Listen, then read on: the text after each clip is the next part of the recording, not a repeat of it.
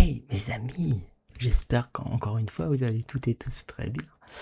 Toutes et tous très bien. Pour ma part, écoutez, comme d'habitude, je fais ça. Voilà, je fais la suite de mes séries de formats de vidéo, tout en un. Et je vais passer au sujet suivant au thème suivant, je dirais, toujours consacré aux jeux vidéo, toujours consacré, consacré pour la deuxième fois consécutive au magazine Nintendo, le magazine officiel de jeux vidéo. Alors, je vous avais montré le numéro, si vous vous rappelez, 43 de mars 2006, et qu'il y a un truc que j'ai oublié de vous montrer, et que j'ai oublié de... Enfin, c'est pas que j'ai oublié, c'est que je ne savais plus qu'il y avait une rubrique, attendez, mais... en plus c'était marqué, en plus j'ai pas lu, c'était marqué, il y avait une rubrique, le top 50 des crapules de Nintendo. Ce serait intéressant de jeter un coup d'œil là-dessus. Quel est le top 50 des crapules de Nintendo? Alors, quand il dit crapules, j'imagine les pires méchants de Nintendo, je dirais. Alors, on va le faire ensemble. Il y en a 50, donc je vais essayer d'aller assez vite pour pas perdre en rythme la vidéo. Alors déjà, en 50e, nous avons Inks, monstre de base rencontré dans Metroid Prime 2, Echoes, sorti sur GameCube en 2005. Notre avis, aussi beau que des morpions, aussi ridicule que des puces. Oust. Voilà. Voilà, ça ressemble à ça. Voilà, 50. Puis après, en 49, les Mascas, monstres de base vus dans la série Mario. Ces petits bonhommes sont aussi mystérieux qu'inoffensifs. Mignons.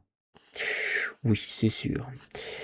Nous avons en 48, à la place 48, numéro 48, Aparoids, monstre de base vu dans Star Fox Assault, sorti sur GameCube en 2005. Des aliens en forme de moustique, et un moustique, ce n'est pas très excitant. Voilà. Ça, c'est les avis de la rédaction du magazine. En 47e, nous avons Lizalfo, je sais pas si ça dit comme ça, monstre de base vu dans la série Zelda. Un lézard, même armé, ce n'est quand même pas super charismatique. C'est clair. En 46, en 46, numéro 46, Octorok, monstre de base vu dans la série Zelda. Notre avis de vieille connaissance, pas vraiment effrayante, mais gênante. Nous avons évidemment en 45 Boboomb, monstre de base vu dans la série Mario. La bombe aux états d'âme politique, Mario 64, un grand classique. Au suivant, 44 pas au niveau 44, mais numéro 40 en top 44. Nous avons Kremlins, j'ai du mal à dire les noms des personnages, c'est fou. C'est pas Kremlin. C'est terrible, moi. C'est terrible ma prononciation. Monstre de base vu dans c'est dans la série Donkey Kong, des crocodiles ahuris de ceux que l'on assomme sans regarder en souriant. L'écran, on va dire les Lings. 43, numéro 43, Pirates de l'espace, monstre de base vu dans les Metroid. Puissants savants, les pirates ont, disons-le, une tête de langouste. D'accord. En 42, nous avons Boo, le fameux Boo, monstre de base vu dans la série Mario et dans Luigi's Mansion. Notre avis inévitable avec ses ruses sournoises et son rire aigu. Voilà. Vas-y, on va faire la présentation directe, comme ça ça va aller peut-être plus vite. Deux coups. Scrubs. Ah mais c'est terrible. Par contre, je suis pas très bien positionné, ça m'énerve. Pas très bien positionné. Alors, dans Majora's Mask, ces Crash Noisettes vivent en monarchie, n'importe quoi. L'Akitu, en 40, monstre de base vu dans la série Mario. Il fait pleuvoir des hérissons ou pêche les pilotes dans Mario Kart. Tout un métier. Oui, évidemment. En 39, nous avons Plante Piranha, monstre de base vu dans la série Mario. Surtout la première apparition de ce genre de plante, c'est... Oh, quoique, bah non, c'est la série Mario, en fait, je suis bête. Non, parce que l'apparence qu'il a, c'est dans Mario Sunshine. En fait, en gros, sorti sur GameCube. Des plantes piranha dans un tuyau de plombier. Si ce n'est pas du génie, ouais, c'est clair. Et là, nous avons un peu plus de lecture sur certains personnages. Alors, nous avons en 38, top 38, Véran. Alors là, il y a un peu plus d'écriture. Et ce qui est embêtant, c'est que le zoom ne fonctionne pas très bien. Véran.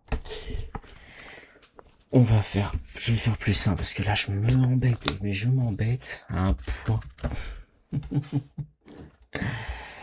On va essayer de mettre la caméra autrement. Voilà, on va essayer. Je vais faire autrement. Donc Véran en 38. Boss vu dans Zelda Oracle of Age. Ça s'est sorti sur Game Boy Color en 2001. Cette sorcière de l'ombre de Dimpa, la nourrice de Zelda, de Nehru, l'une, entre parenthèses, l'une des 3 divinités de la Triforce, puis de Queen Ambi, une fée. Pour corrompre le flot du temps, elle sert les sorcières Gerudo. Méchante d'une fois, cette Véran à l'allure d'insecte n'aura pas marqué la série. Bah oui, vu qu'il a été que dans Zelda Oracle of Age, sorti sur Game Boy Color. Donc voilà pourquoi. Fait pas très... Voilà. Vous allez peut-être mieux voir comme ça. En 37, nous avons Waluigi. Ah bah voilà, vous voyez mieux comme ça. J'aurais dû commencer ma vidéo comme ça, moi. Voilà, vous voyez beaucoup mieux les personnages, les fameux méchants de Nintendo. Waluigi, double maléfique, vu dans Mario Tennis. Game Boy Color et la plupart des jeux Mario multijoueurs. Histoire. Waluigi serait le frère de Wario et travaillerait dans le bâtiment, enfin dans la démolition, sa pelleteuse dans Mario Kart DS. Voilà. Relativement peu apprécié des joueurs, Waluigi est essentiellement un faire-valoir sans projet très clair. Ok, Waluigi est une contraction du japonais Walui, mais ça veut dire méchant, et de Luigi. Voilà. Nous avons King Dedede, qui est dans la série des Kirby et Kirby Dream Land sur Game Boy en 92. Premier boss final de la série, on a appris plus tard que King Dedede, trompé par sa gourmandise, était manipulé par Darkmind. Notre avis, un pingouin armé peu marquant. Voilà. Ah là, vous voyez mieux là. Voilà, Waluigi et King Dedede. King Dedede. Ah, ils en ont des noms bizarres chez Nintendo. On se demande s'ils ont tous fumé de la moquette. Ça c'est sûr. Darkmind. Bon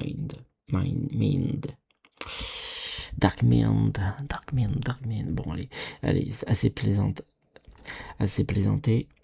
En 35, donc seigneur de guerre vu dans la série Kirby depuis Kirby Dream Land 2. Tout. Game Boy 1995. Histoire. Énergie maléfique pure Darkmind peut manipuler les esprits comme King Dedede et il est invincible sans magie. Le genre de vilain qui donne des envies de barbe à papa. Ok. En 34, nous avons Andro Wakoni. Apparaît initialement dans Star Fox 2, jeu Super Nintendo jamais sorti en Europe. C'est sorti exclusivement au Japon sur la Super NES, le Star Fox 2. Seigneur de guerre vu dans Star Fox 2, Super Nintendo jamais sorti, Star Fox 64, Lilat Wars, Nintendo 64 en 1996 et Star Fox Assault sur GameCube en 2005. Histoire. Jeune membre de l'escadron d'élite de son oncle Andros. La Star Wolf Team, il monte sa propre armée après la mort du tonton et se fait battre par Fox dès le premier niveau. Il est gentil Algi. Avec son physique de Lord Babouin, il ne risque pas de faire peur à grand monde. Voilà. C'est qui? Voilà qui c'est. C'est ça. C'est lui. Et Darkmind. Mais après, en 33, nous avons Skulltula.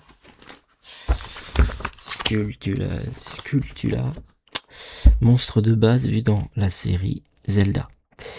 Notre avis, des araignées dorées, discrètes et collector, forcément intrigants.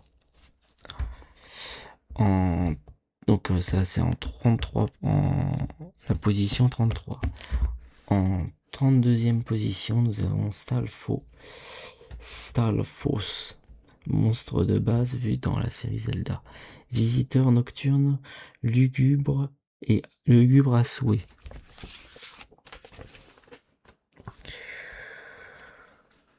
Voilà.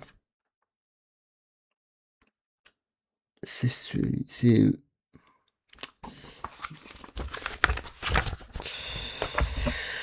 en 31, nous avons Kamek. Sous-fifre. J'ai cru en voir sous-titre. Non, c'est pas sous-titre, c'est sous-fifre vu dans Yoshi's Island, Super Nintendo 1994. Histoire. Père adoptif et principal sous-fifre de Bowser. Kamek met ses pouvoirs de sorcier et à son service, son grand truc, c'est de kidnapper Baby Mario et Baby Luigi. Souvent, la lutte avec Yoshi, il semble toutefois ne lui vouer aucune animosité. À mi-chemin entre un Koopa Troopa et Harry Potter, Kamek attire la sympathie. Quoique de mèche avec Bowser, il a presque un bon fond. Voilà. En 30e position, nous avons Meta Knight ou Dark Knight. Un double maléfique vu dans la série Kirby. Depuis le tout premier épisode Kirby Dream Land sur Game Boy en 92. Rival de Kirby, Meta Knight est un guerrier d'honneur qui va jusqu'à donner une arme à son adversaire avant de le défier. Dans la catégorie petit et rond, ce croisement entre Link et une chauve-souris, Goth s'en sort presque bien. En 29e position, nous avons Koopa Troopa, un classique, un monstre de base vu dans la série Mario. Il faut admirer la citoyenneté de ces tortues, dont la carapace est 100% recyclable. Voilà. Entrant en 28e position, Chomps, monstre de base vu dans Mario et Luigi 2, sur DS 2006. Notre avis, des champignons de l'espace, il fallait vraiment oser. En 27e position, vous connaissez tous les Goomba, monstre de base vu dans la série Mario. Mario sur un Goomba, c'est comme Armstrong sur la Lune, historique. Et enfin, pour la dernière de la page, c'est le 26e Metroids, les Metroids, monstres de base dans Metroids. Des parasites visqueux parmi les plus fascinants, les plus fougueux et les plus dangereux. Voilà. Bon, je vous montre, en gros, je vais vous montrer l'ensemble. Voilà. L'ensemble des 15 premiers monstres dans le top du top 50. Non, c'est même pas 15, c'est 25. Ouais, 25 dans les 25 premiers. Maintenant, nous allons passer dans le top 25. Et j'en suis à 18 minutes de vidéo. Nous avons en 25e position Master Hand, boss vu dans Super Smash. Excusez-moi, je vais encore déplacer le micro pour bien qu'on m'entende. Voilà. Et qu'on me voie bien surtout aussi pour les images. Et qu'on m'entende bien. Boss vu dans Super Mario Bros, Nintendo 64 et Super Smash Bros Melee et tous les autres Smash Bros Melee, Super Smash Bros sortis récemment. Voilà. Nous avons donc histoire. Un tout début de Smash Bros, on apprend que les combattants sont en fait des figurines animées par une main d'enfant.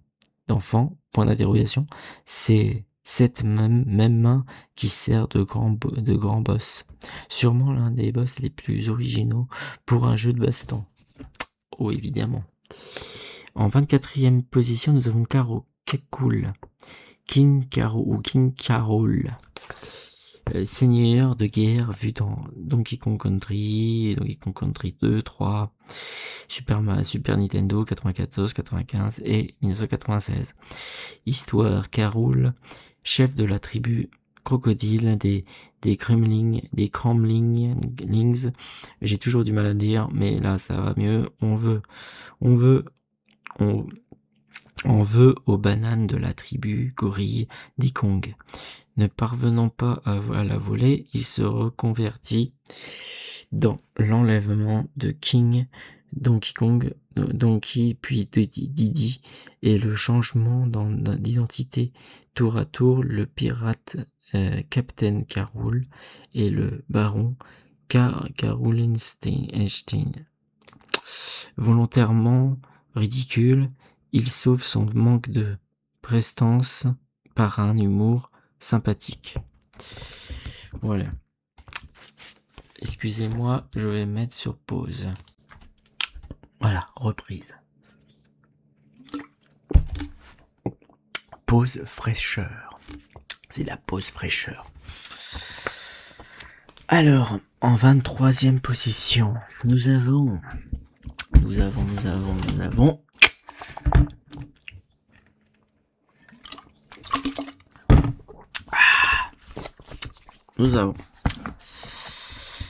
Léon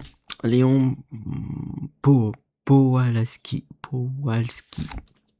sous-fifre vu dans Star Fox 64, sorti en 96, et Star Fox Assault sur GameCube en 2005.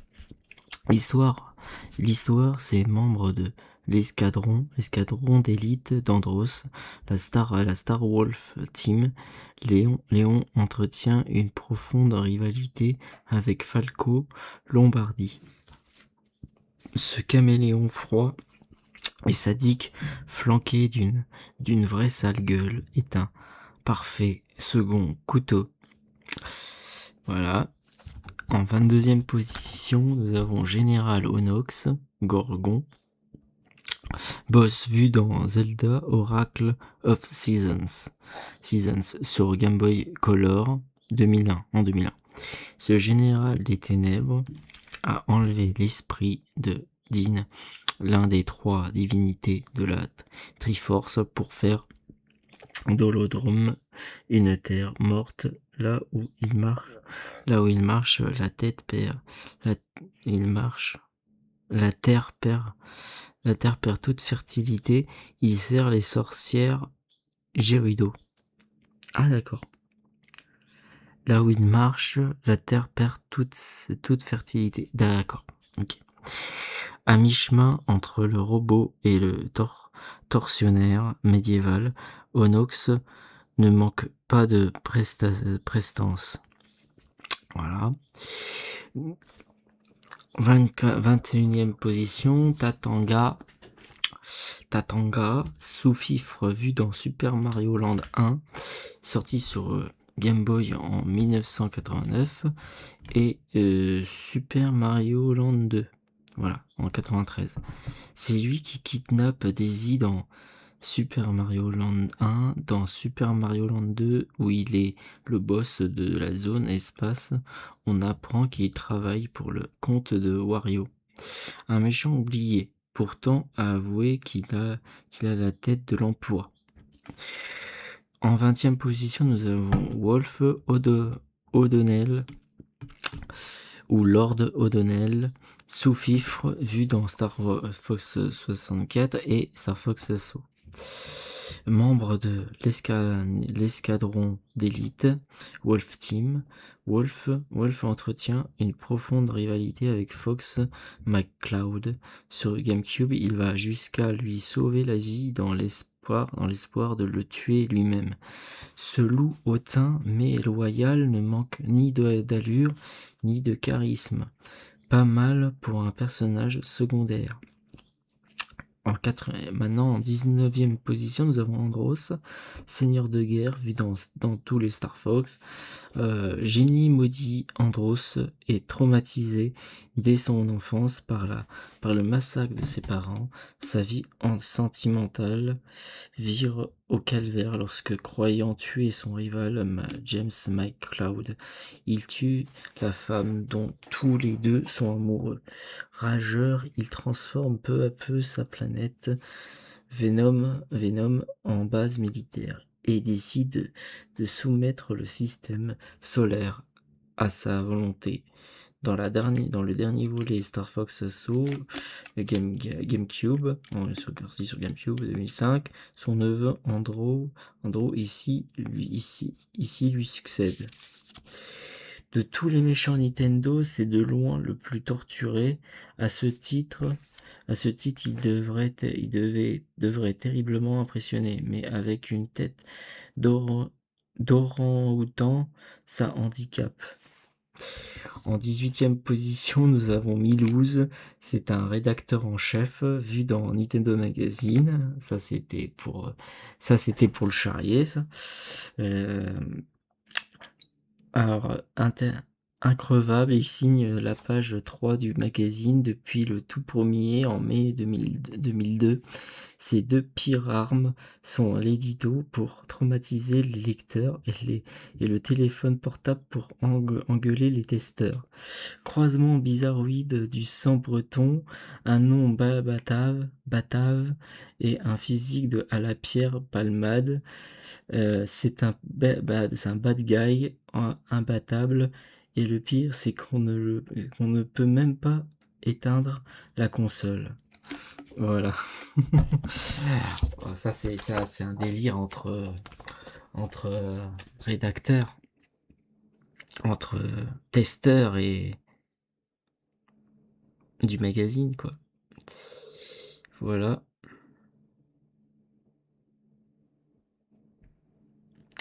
Voilà, je vous montre l'ensemble, comme ça va être plus rapide plutôt que toujours. Alors vous avez vu à peu près la suite, hein, presque. Vite fait. En 17e position, nous avons Gragemona. Alors là, je connais pas. C'est vu dans Mario et Luigi Superstar Saga sur GBA, Game Boy Advance 2003. Ironie du sort, Gragemona a accès à un objet magique exaucant tous les vœux, mais cet objet refuse de fonctionner en raison de sa voix atroce. Elle décide donc de voler celle de Peach. Son allure est une réussite et son kidnapping de voix pour le moins original. En 16e position, nous avons Pigma Dongar.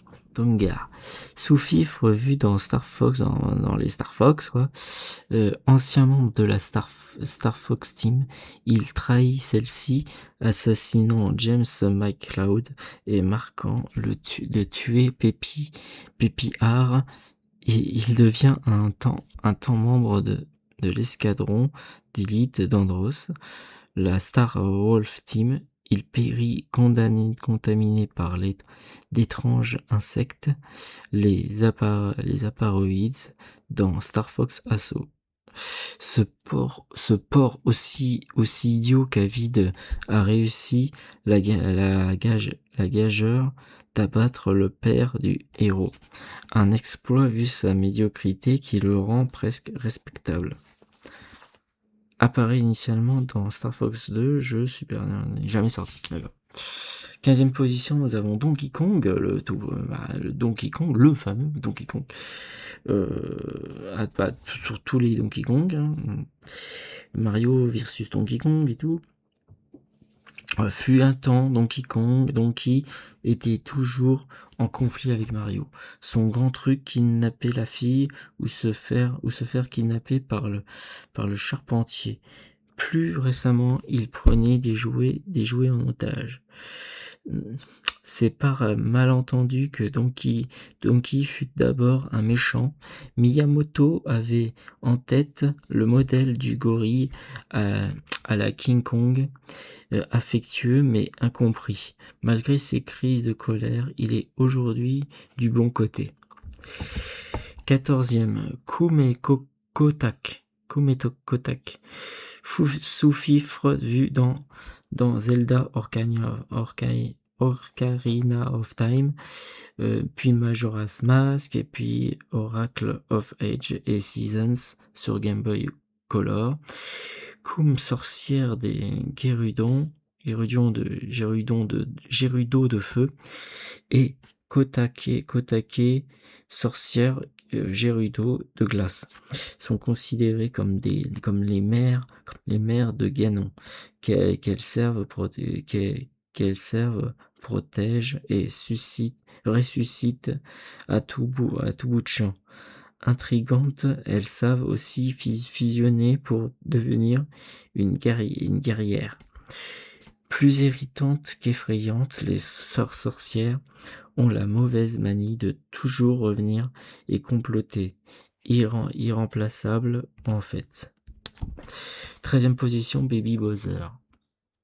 Baby Bowser, Koopa, donc sous-fifre vu dans Mario Party, qui met souvent en scène de jeunes Bowser, les Koopa Kids, mais Baby Bowser apparaît en tant que tel dans Super Mario Sunshine.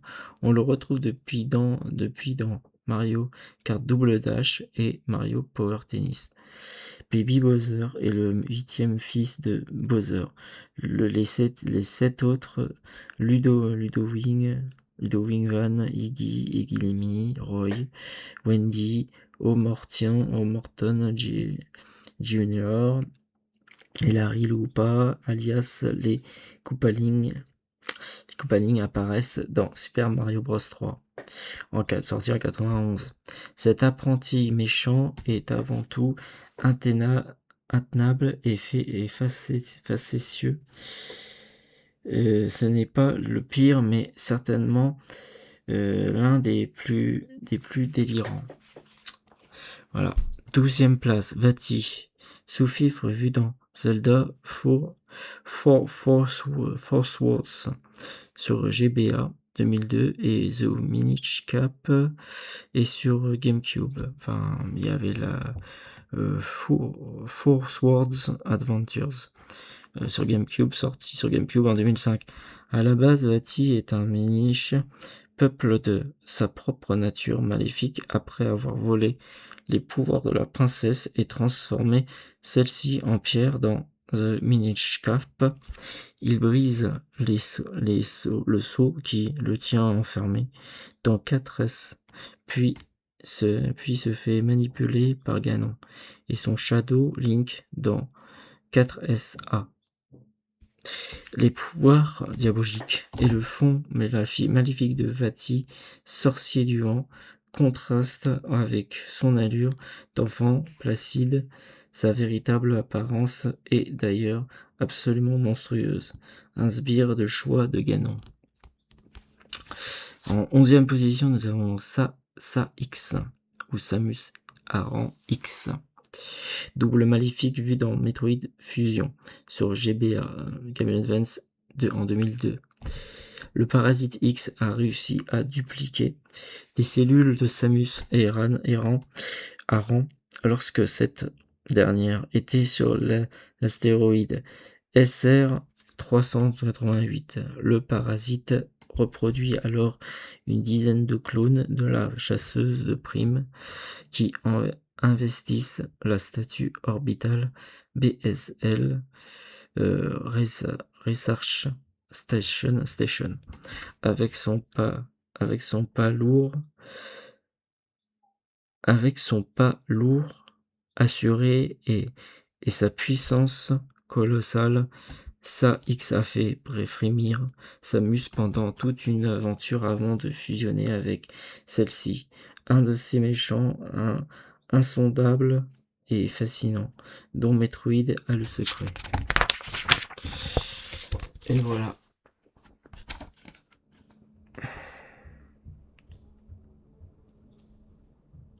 Du 17 au 11e.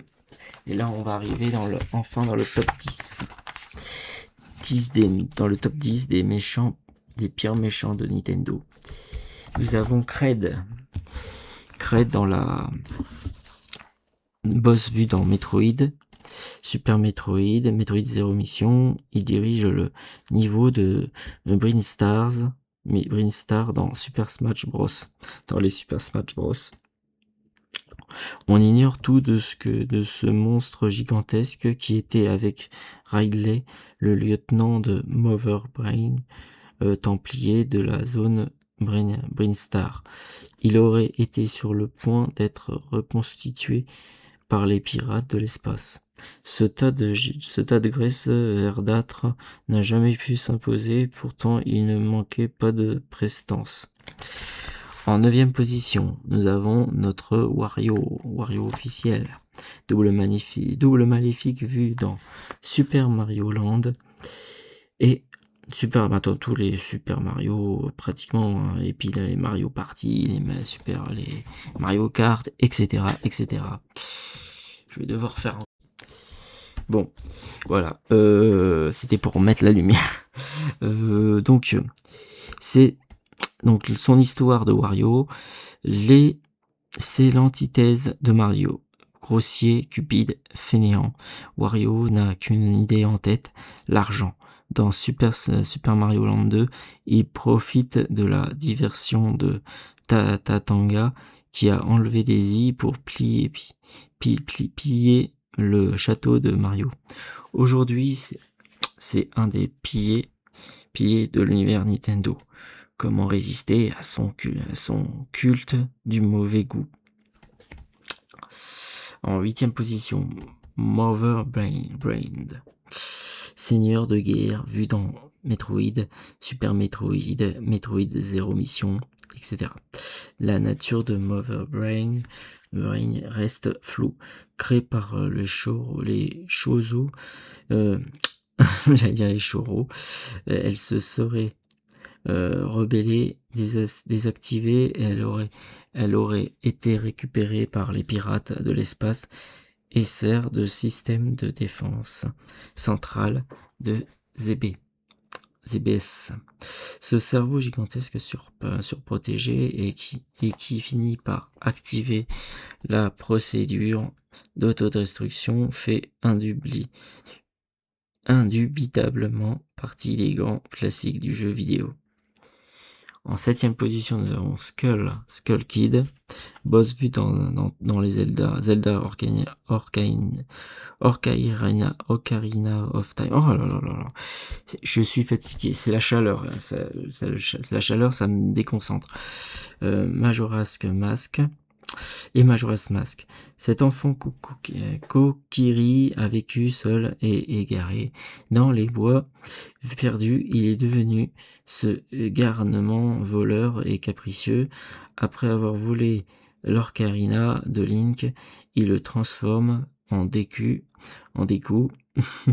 et fait tomber la lune sur le monde de Termina. Un mauvais garçon inoubliable ne serait-ce que par son physique atypique et sa personnalité insaisissable. À l'image de Majora's Mask, on aime ou on déteste.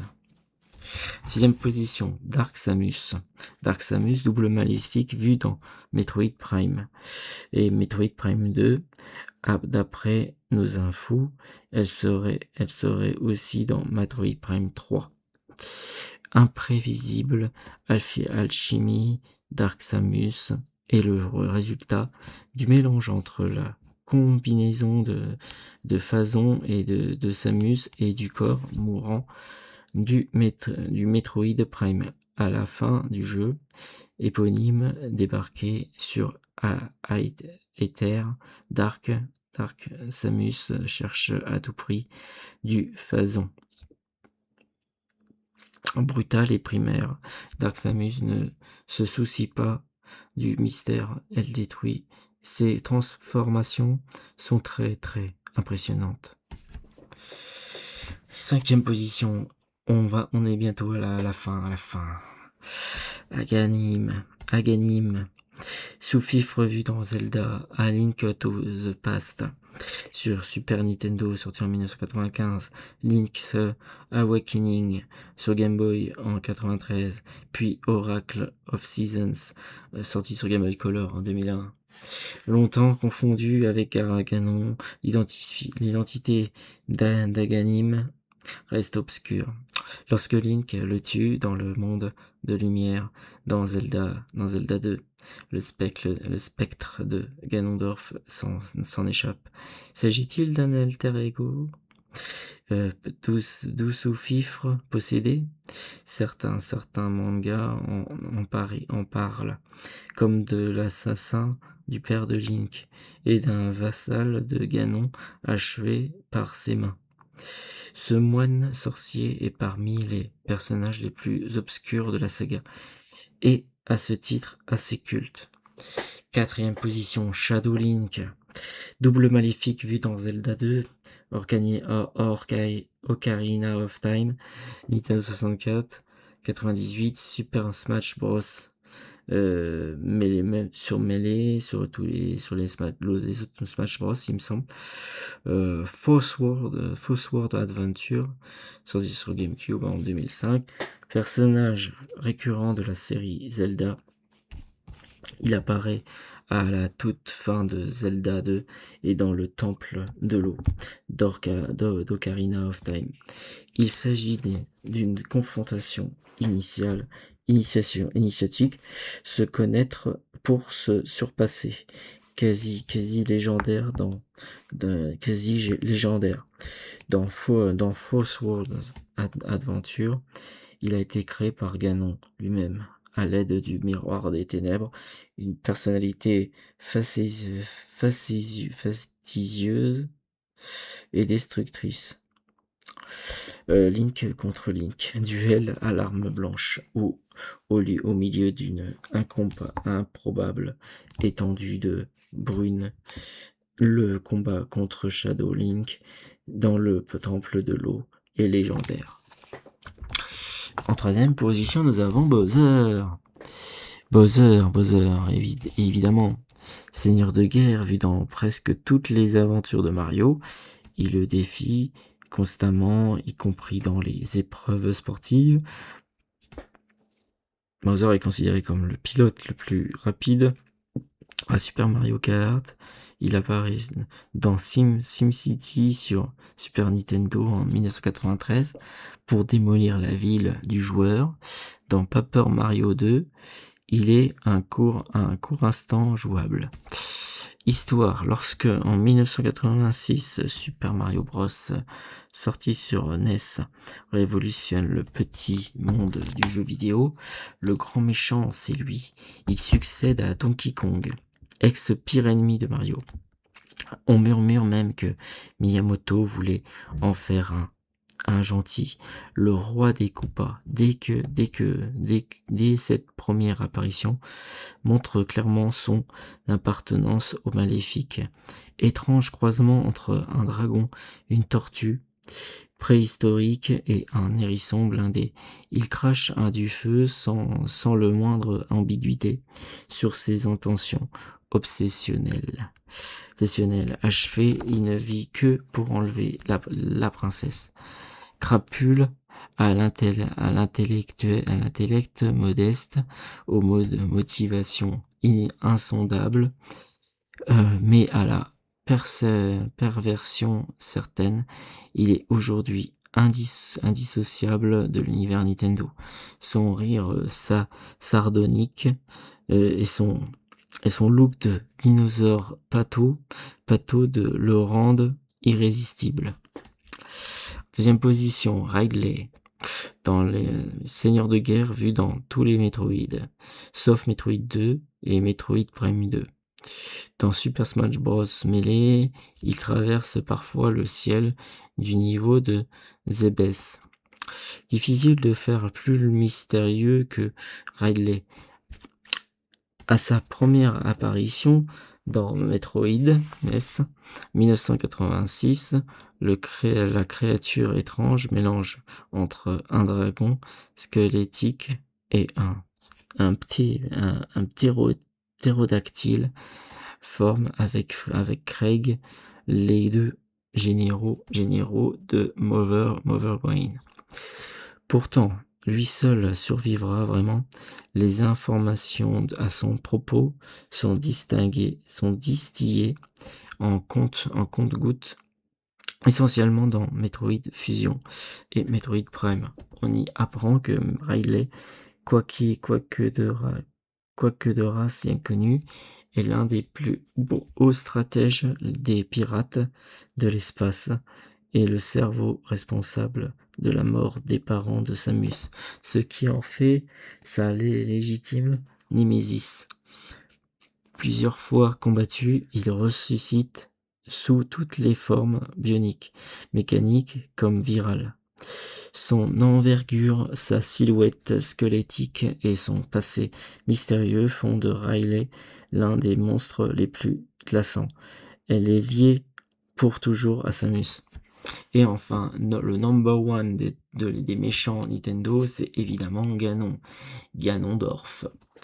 Ganondorf, seigneur de guerre, vu dans tous les Zelda de salon à l'exception de Majora's Mask, personnage caché dans Super Smash Bros. Melee, et dans tous les autres matchs, Ganon aurait pu n'être qu'un méchant comme un autre. Son aspect originel de cochon dans les 3 premiers Zelda ne le prédisposait guère à mieux.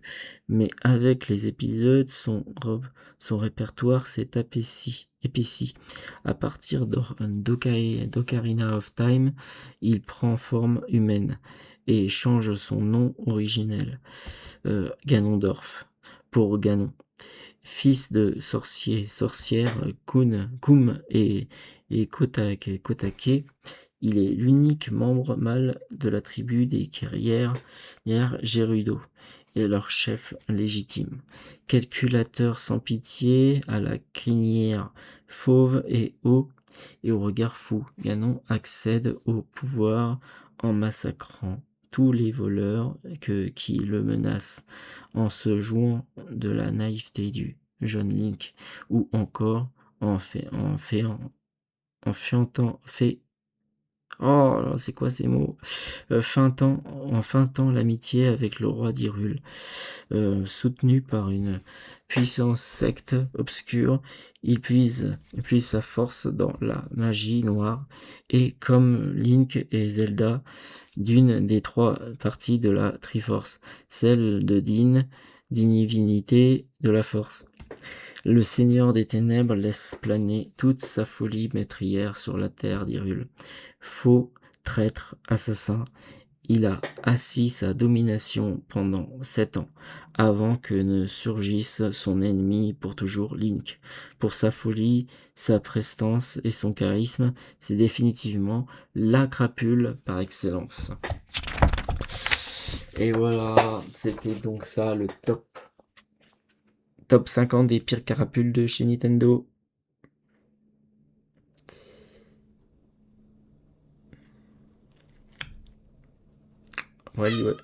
Walou. Évidemment, on s'attendait à peu près toutes et tous que le numéro 1, ce serait Ganondorf. Quoique, il y avait Bowser aussi dans le lot, qui est dans le top 3. Voilà, c'est le top 50 selon Nintendo, le magazine officiel, qui est sorti en 2006. Bon, ça fait 20 ans qu'est sorti ce numéro-là, et il y avait ce top méchant Nintendo. Et je pense que peut-être depuis, ça a changé un petit peu. Dites-moi d'ailleurs dans les commentaires quel est votre méchant le plus marquant de chez Nintendo. Voilà, ça m'intéresse de savoir quel est selon vous le meilleur méchant ou le pire méchant de Nintendo, s'il y en a qui n'ont pas été cités dans ce numéro-là, et s'il y a des nouveaux méchants depuis... Parce que ça fait 20 ans sont passés, et je pense qu'il y a eu des nouveaux méchants chez Nintendo depuis, enfin je pense. Après j'ai pas suivi, j'ai arrêté de suivre Nintendo depuis la Wii, donc après moi je ne sais pas si